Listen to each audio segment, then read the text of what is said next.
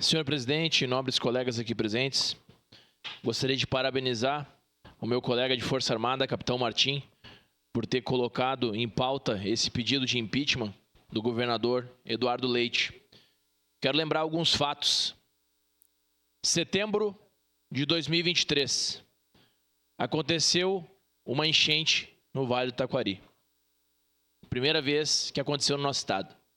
Novembro de 2023, novamente nós somos assolados por uma enchente.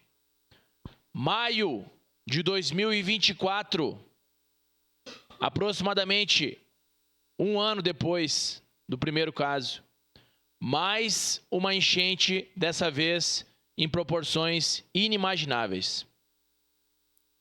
E agora, mais uma vez, junho de 2025, e o governador do estado não age, não faz o que deve fazer.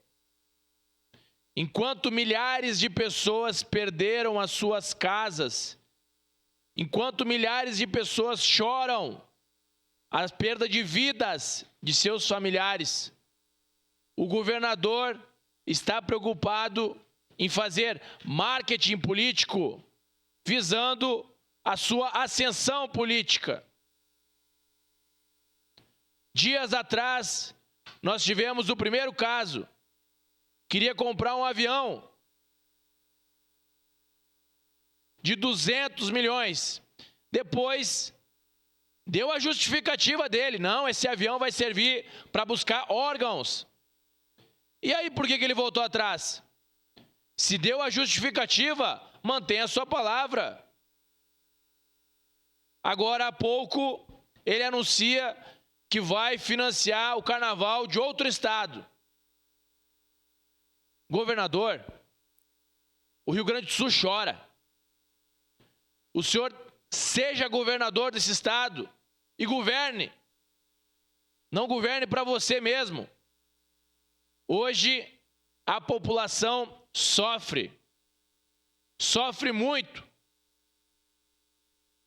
E o senhor vai lá e faz marketing em cima disso. Solução que é bom, nada. É mais falação e não resolve. Eu tenho pena do partido PSD. Ele foi para lá e levou esse amálgama com ele. Este governador só pensa em sua ascensão política. Ele não pensa nos gaúchos. Então é o nosso dever alertar a população. Saibam quem está lidando. Saibam quem é esse cidadão. Nós precisamos de um líder que realmente tome solução. Não apenas falácias e falácias. O governador deve ter ação. O legislativo é mais de fala, mas o executivo é de ação. Nós precisamos de solução. Quantas pessoas foram afetadas no nosso estado? Praticamente 90% dos municípios foram afetados. E nós não temos uma solução. Novamente, com uma chuva pequena, nós quase fomos para outra enchente. Algumas cidades enfrentaram enchente novamente. O que é preciso fazer?